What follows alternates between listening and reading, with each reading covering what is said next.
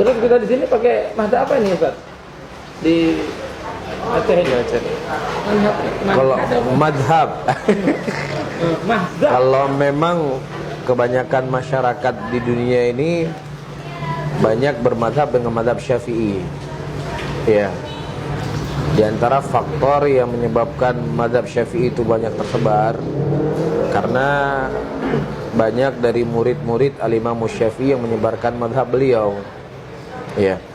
Cuman kalau kita meneliti dan melihat dari kitab-kitabnya para ulama, terlebih kitab-kitab yang besar, madhab itu tidak hanya terikat pada 4 madhab saja sebenarnya.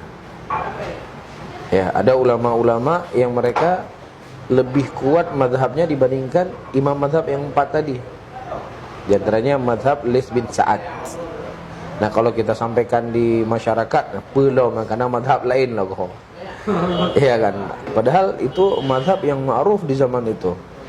Bahkan disebutkan Laits bin Sa'ad itu lebih kuat dari Imam Malik. Imam Malik beliau menyebarkan madhabnya di Madinah. Laits bin Sa'ad itu bermadhab beliau menyebarkan madhabnya di Mesir. Cuman yang membedakannya, madhab Laits bin Sa'ad tidak banyak disebarkan oleh murid-muridnya. Jadi banyak yang tidak tahu. Ya, banyak yang tidak tahu. Ya, dan sebenarnya ucapan beliau banyak ternukilkan dari dalam kitab-kitab fikih. Seperti itu. Cuman ada hal penting yang mungkin mau kita bahas di pagi ini, tuduhan sebagian saudara-saudara kita muslimin yang menganggap kita ini beragama modelnya bypass.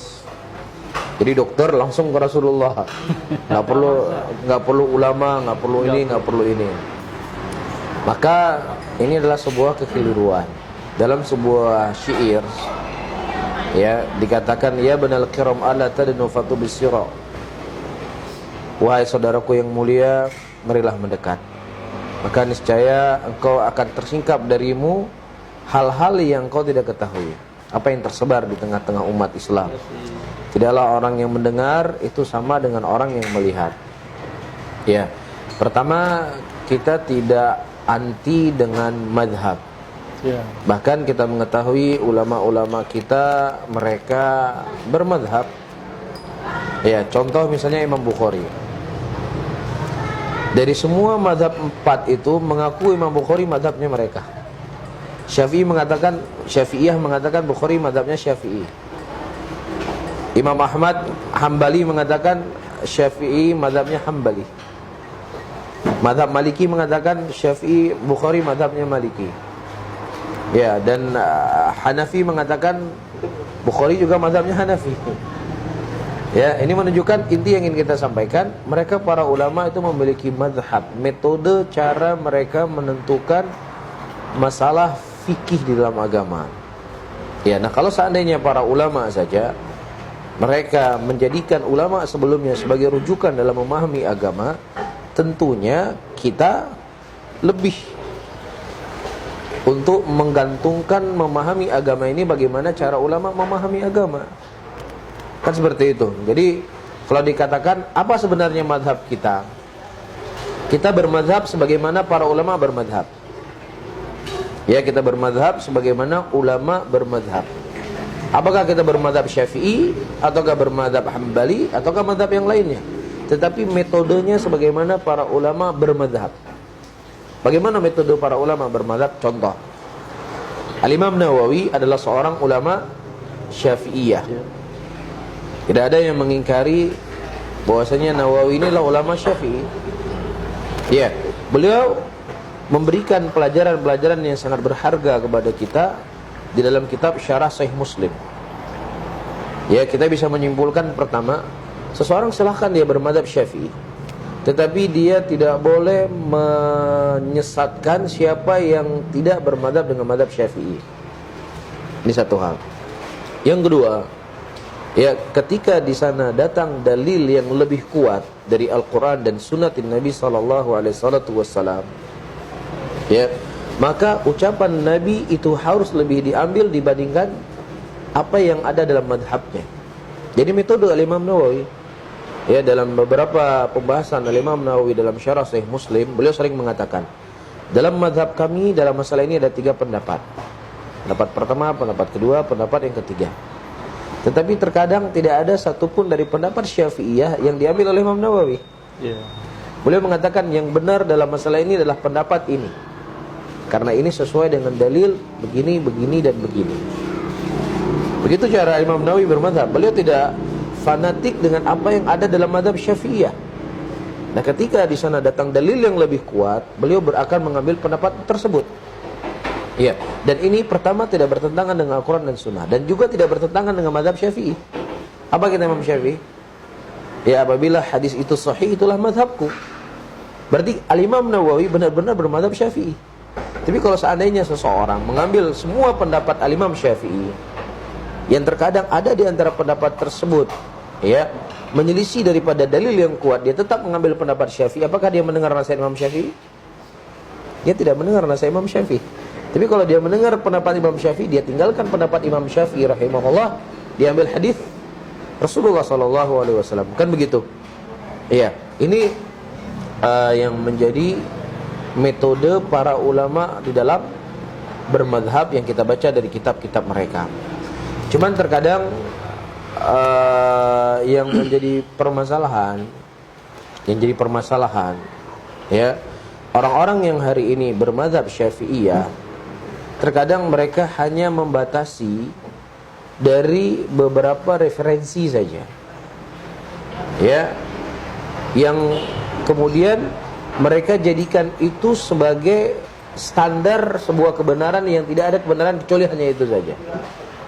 Kita di Ma'had, kita belajar matan Abi Suja. Itu kan kitab fikih Syafi'iyah yang paling mendasar. Saya setiap Rabu Kamis mengajar itu di Ma'had. Iya, dan memang metode yang beliau sebutkan dalam kitab beliau ini metode yang sangat sederhana. Ya, beliau hanya menyebutkan masail-masail tanpa menyebutkan dalil.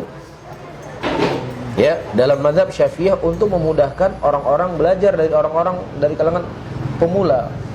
Nah, kalau seandainya kitab ini dijadikan rujukan secara mutlak dalam arti kata apa yang tidak ada di kitab ini keliru dan salah, maka ulama yang menulis kitab ini nggak salah. Tapi orang yang menjadikan ini sebagai standar yang keliru dan salah. Paham maksud saya? Jadi kita akan berbeda. Kita membaca kitab Syarah Muhadzab Al-Majmu' miliknya Nawawi, atau kita membaca Syarah Sahih Muslim miliknya Nawawi. Dalam sebuah permasalahan itu Imam Nawawi menyebutkan dalil. Masalah ini dalilnya ini, masalah ini dalilnya ini, ayatnya ini, hadisnya ini, kaidah fikihnya begini. Kemudian disimpulkan intisarinya yang benar ini. Nah, ulama-ulama mutaakhirin yang datang setelahnya diambil yang kesimpulannya ditaruh ke kitab. Ya, nah ramuan-ramuan yang diramu di sini kadang mereka nggak tahu. Bukan ulamanya yang membaca kitab tadi. Makanya ketika ada sebagian dai mengatakan tai kucing tidak najis, itu kan jadi kaget. Kenapa dia kaget? Karena rujukannya cuma 1-2 kitab. Tapi kalau dia baca Syarah Muhadzab miliknya Imam Nawawi, atau dia membaca kitab Mughni Ibnu Qudamah, jangankan tai kucing, tai anjing pun diperselisihkan di situ oleh para ulama. Jelas maksud saya kan? Inilah sebab kenapa terjadi gejolak. Ya, terjadi gejolak di tengah muslimin karena referensinya cuma ini saja. Ya, tapi coba dia membaca, wawasannya lebih luas. Ya, saya membaca kasus yang diperdebatkan hari ini, masalah ibu dan bapaknya Rasulullah. Ya, nah kalau kita melihat dari ruang lingkup yang sempit di Aceh lah secara khusus, ya pokoknya tahunya mereka yang agama Nabi yang yuk sesat. Tapi kalau kita melihat orang yang segolongan dengan mereka, tetapi wawasannya lebih luas, ya, dia menjabarkan masalah ini terjadi persilangan pendapat di kalangan para ulama. Imam Nawawi berkata demikian. Suyuti berkata demikian. Tetapi saya lebih mengambil pendapatnya Suyuti. Ya, jadi mereka itu lebih luas karena apa? Referensinya lebih banyak. Itu jadi sebab. Paham maksud saya? Jadi Imam Nawawi jelas mengatakan dalam Syarah Sahih Muslim di mana ibu Rasulullah. Ya, dia nukilkan sama dia. Nah orang-orang yang seperti kita berhadapan dengan sebagian orang, nggak ada pokoknya A, nggak ada A1, A2, B, C, D, nggak ada. Jadi kan inilah yang membuat kita repot. Ya setiap informasi sesuatu yang kita dapatkan ditolak. Ya, kalau Anda menolak boleh silakan, tetapi Anda setidaknya sudah punya referensi yang Anda baca. Ini mungkin baca kitab yang lil badiin saja belum tamat. Gimana ente mau menyalahkan orang yang terkadang sudah membahas ini dalam kitab-kitab yang besar, ya Mughni Ibnu Qudamah dalam mazhab Hambali, kitab Syarh Muhadzab dalam mazhab Nawawi dalam mazhab Syafi'i, ya kitab At-Tamhid dalam mazhab Maliki, Mushkilul Athar dalam mazhab Hanafi. Ini kan terjabarkan apa saja. Ya, jadi kadang-kadang sesuatu yang kita tidak tahu bukan berarti itu nggak ada, kan begitu. Ini yang repot dokter. Ya, sesuatu yang nggak tahunya hana berarti. Sesuatu yang nggak tahu itu sesat. Ini repot. Apalagi terkadang mohon maaf, guru yang dia punya hanya punya referensi 1-2 kitab. Jadi repot kita.